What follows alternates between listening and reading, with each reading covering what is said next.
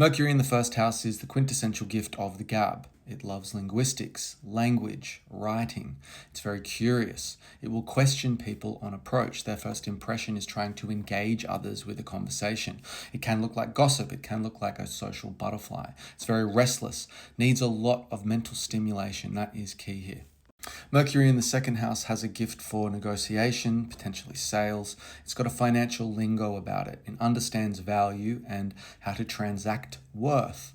It's all about commerce and currency, and again, thinking of different ways to generate money and income. Mercury in the third house tends to zip around the local community. It's very active in its locality. It may know the neighbors, it may know the local bartender or the brewster and the local mayor, who knows. It's very privy to a lot of gossip. It tends to stay connected with its siblings, with its in-laws, and keep updated with those kinds of things. It is gifted in creative writing. It is articulate.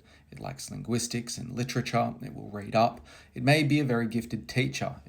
Could be a primary school teacher or a high school teacher, talents in those areas. Mercury in the fourth house could have a fascination with the family tree and research their ancestral history. Very interested in their heritage.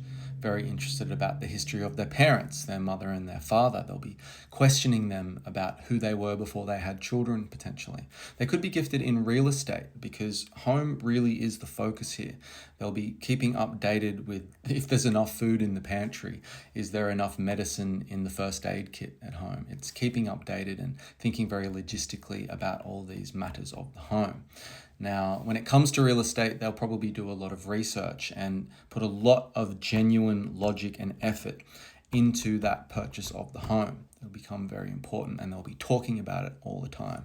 Mercury in the fifth house is about romance, playfulness, and children.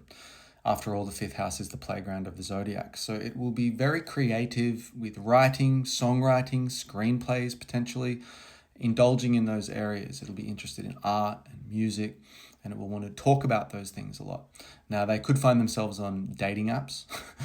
They could be really gifted with speaking to children. They could be curious about what having children is like and want to have some children, but they will definitely do their research before that happens.